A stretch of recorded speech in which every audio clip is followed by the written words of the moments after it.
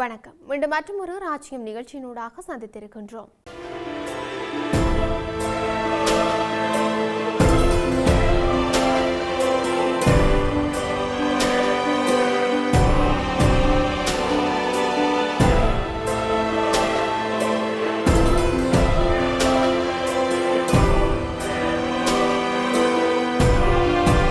காசாவை கடுமையான குளிர் தாக்கியுள்ள சூழலில் இஸ்ரேல் தொடர்ந்து அங்கு தற்காலிக முகாம்கள் மற்றும் ஏனைய உதவிகள் செல்வதை முடக்கி வருவதோடு குளிரால் பாதிக்கப்பட்டு பலஸ்தீன சிசு ஒன்றும் உயிரிழந்துள்ளது.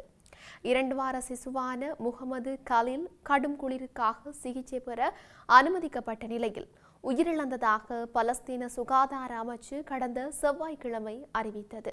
இஸ்ரேலின் 2 ஆண்டு தாக்குதல்களில் காசாவில் குளிரிலிருந்து பாதுகாப்பு பெறுவதற்காக அடிப்படை தேவைகளும் அளிக்கப்பட்டிருக்கும் நிலையிலேயே அந்த குழந்தையின் மரணம் பதிவாகியிருப்பதாக பலஸ்தீன ஊடகங்கள் செய்தி வெளியிட்டுள்ளன. ஈரலிப்பான தரையில் வெப்பமூட்டும் கருவிகள், மின்சாரம் மற்றும் குளிரை தாங்குவதற்கு போதுமான ஆடைகள் இன்றியே குடும்பங்கள் வாழ்ந்து வருவதாக குறிப்பிடப்பட்டிருக்கின்றது.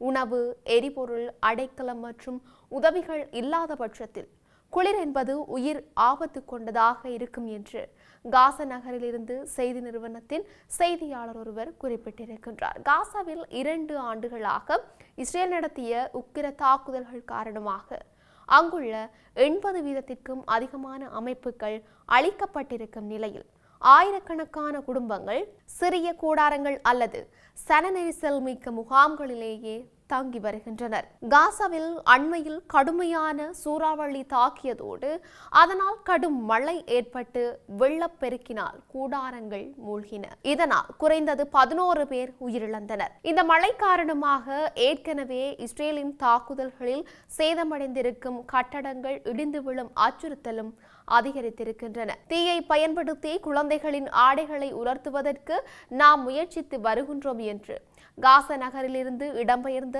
பலஸ்தீன தாயான முகமது அசலியா செய்தி நிறுவனம் ஒன்றிற்கு தெரிவித்திருந்தார். அவர்களுக்கு மாற்று ஆடை இல்லை, நான் களைப்படைந்துள்ளேன். வழங்கப்பட்டிருக்கும் கூடாரங்கள் குளிர்காலத்திற்கு தாக்கு பிடிப்பதாக இல்லை. எமக்கு போர்வைகள் தேவையாக உள்ளன என்றும் அவர் குறிப்பிட்டிருக்கின்றார்.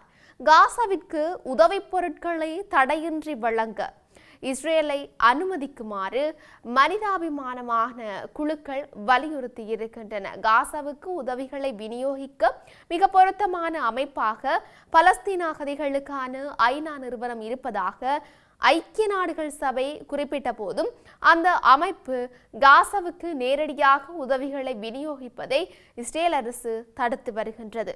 குடும்பங்கள் அடைக்கலம் பெற்றிருக்கும் சேதம் அடைந்த கட்டடங்கள் இடிந்து விழுவதால் மக்கள் கொல்லப்பட்டுள்ளனர், சிறுவர்கள் குளிரால் உயிரிழந்துள்ளனர் என்று மேற்படி நிறுவனம் சமூக ஊடகத்தில் குறிப்பிட்டுள்ளது. இது நிறுத்தப்பட வேண்டும், இப்போதே பெரும் அளவில் உதவிகள் அனுமதிக்கப்பட வேண்டும் என்றும் அது வலியுறுத்தி இருக்கின்றது. இதே நேரம் கடந்த அக்டோபரில் அமுலுக்கு வந்த போர் நிறுத்தத்தை இஸ்ரேல் தொடர்ந்து மீறி வருவதாக ஹமாஸ் அமைப்பு கண்டித்திருக்கின்றது. கடந்த அக்டோபர் 10ஆம் தேதி போர் நிறுத்தம் அமுலுக்கு வந்தது தொடக்கம் இஸ்ரேலின் தாக்குதல்களில் இதுவரை குறைந்தது 393 பலஸ்தீனர்கள் கொல்லப்பட்டிருப்பதோடு மேலும் 1074 பேர் காயமடைந்திருப்பதாக காசா சுகாதார அமைச்சு தெரிவித்திருக்கின்றது. இஸ்ரேல் ராணுவம் கடந்த சனிக்கிழமை காசா நகரில் நடத்திய தாக்குதலில் ஹமாஸ் மூத்த தலைவர் ஒருவர் ரஜித் சாத் படுகொலை செய்யப்பட்டார். இந்த சம்பவம் போர் நிறுத்தத்தை மேலும் சிக்கலாக்கியுள்ளது.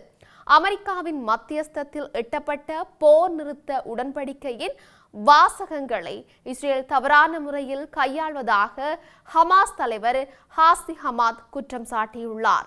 போர் நிறுத்த உடன்படிக்கை நேரடி பொருள் கொண்டது, விரிவானது மற்றும் தெளிவானது என்பதை நான் தெளிவாக கூறிக்கொள்ள விரும்புகின்றேன் என்ற போதும் இஸ்ரேலிய ஆக்கிரமிப்பாளர்கள் அந்த வாசகத்தை திரித்து அதன் ஒவ்வொரு கட்டுரையையும் மீறியுள்ளது என்பது தெளிவாகின்றது என்று ஹமாத் தெரிவித்துள்ளார். தொடர்ச்சியாக வெனிசுலாவுக்கு உள்ளேயும் வெளியேயும் செல்லும் தடை செய்யப்பட்ட அனைத்து எண்ணெய் கப்பல்களையும் முழுமையாக முற்றுகையிடுமாறு அமெரிக்க ஜனாதிபதி டொனால்ட் ட்ரம்ப் உத்தரவிட்டுள்ளார். இது தொடர்பில் தமது ட்ரூத் சோசியல் தளத்தில் பதிவிட்டுள்ள ட்ரம்ப், வெனிசுலா தலைவர் நிக்கோலஸ் மதுரோவின் அரசாங்கம் ஒரு வெளிநாட்டு பயங்கரவாத அமைப்பாக அறிவிக்கப்பட்டுள்ளது. அது அமெரிக்க சொத்துக்களை திருடியதாகவும் பயங்கரவாதம், போதைப்பொருள் கடத்தல் மற்றும் மனித கடத்தல் என்பவற்றில் ஈடுபடுவதாகவும் குற்றம் சாட்டியிருக்கின்றார். அதனால் வெனிசுலாவுக்கு உள்ளேயும் வெளியேயும் செல்லும் அனைத்து தடை செய்யப்பட்ட எண்ணெய் கப்பல்களையும் முழுமையாக முற்றுகையிட நான் உத்தரவிடுகின்றேன் என்று அவர் கூறியிருக்கின்றார். வெனிசுலா அரசாங்கம் ட்ரம்பின் குற்றச்சாட்டை கொடூரமான அச்சுறுத்தல் என்று நிராகரித்தும் இருக்கின்றது. வெனிசுலாவை போதைப்பொருள் கடத்தல் நாடு என்று ட்ரம்ப் நிர்வாகம் பலமுறை குற்றம் சாட்டியுள்ளது. அமெரிக்க ராணுவம் சட்டவிரோத போதைப் பொருட்களை அமெரிக்காவுக்கு கொண்டு சென்றதாக கூறி கடந்த செப்டம்பர் முதல் படகுகள் மீது தாக்குதல் நடத்தி குறைந்தது 90 பேரை கொன்றுள்ளது. அமெரிக்கா போர் கப்பல்களையும் இப்பிராந்தியத்திற்குள் நகர்த்தியுள்ளதோடு ராணுவ பிரசன்னங்களையும் அதிகரித்தும் இருக்கின்றது. இது இப்படி இருக்க, உக்ரைன் விவகாரத்தில் எவ்வித விட்டுக் கொடுப்புகளுக்கும் தயாரில்லை எனவும் நிலங்களை பலவந்தமாக கைப்பற்ற தயங்கப் போவதில்லை எனவும் ரஷ்ய ஜனாதிபதி விளாடிமிர் புடின் எச்சரிக்கை விடுத்துள்ளார். அமெரிக்க ஜனாதிபதி டொனால்ட் ட்ரம்ப் அமைதிக்கான முயற்சிகளை தீவிரப்படுத்தி வரும் நிலையில் உக்ரைன் நிலப்பகுதி விவகாரத்தில் எவ்வித சமரசமும் இல்லை என்று புடின் தெளிவுபடுத்தினார். ரஷ்ய பாதுகாப்பு அமைச்சின் ஆண்டு கூட்டத்தில் உரையாற்றிய போது புடின் இந்த விடயத்தை வலியுறுத்தி இருக்கின்றார்.